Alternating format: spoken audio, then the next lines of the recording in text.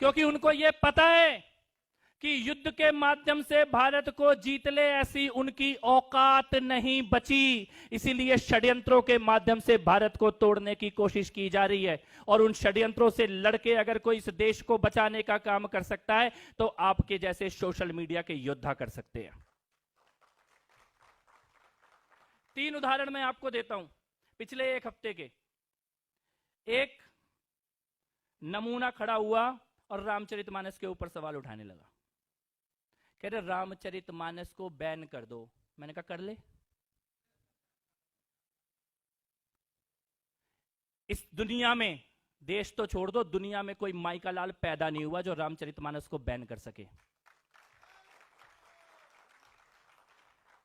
दूसरा, ये बीबीसी वाले खड़े हुए, कह रहे 2002 के ऊपर हमने डॉक्यूमेंट्री बनाई है। मैंने कहा पहले बना लेते तो पिछली बार 300 की जगह 350 पिछली बार ही आ जाती।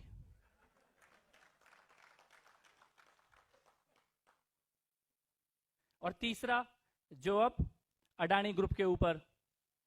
लेकिन ये क्या हुआ, अगर आप तीनों को अलग अलग देखो तो अलग अलग घटनाएं हैं, लेकिन जरा सी गहराई में जाओ तो इन तीनों के समर्थन में बोलने वाले एक ही लोग हैं। इन तीनों की बात करने वाले एक ही लोग हैं। जो रामचरितमानस का अपमान कर रहा है वही मोदी जी के ऊपर हमला कर रहा है, वही कह रहा है भारत के बड़े बड़े व्यापारियों को कमजोर होना चाहिए। सेम चेहरे हैं।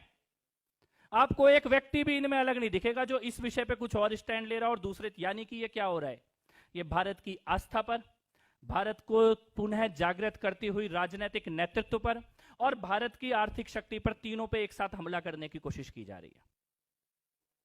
और इससे लड़ कौन सकता है? इससे लड़ने के लिए बंदूक तो नहीं उठेगी, इससे लड़ने के लिए तो मोबाइल फोन ही काम आएगा। ये युद्ध है और ये युद्ध भाजपा के खिलाफ नहीं है, ये युद्ध मोदी जी के खिलाफ नहीं है, ये युद्ध भारत के खिलाफ है।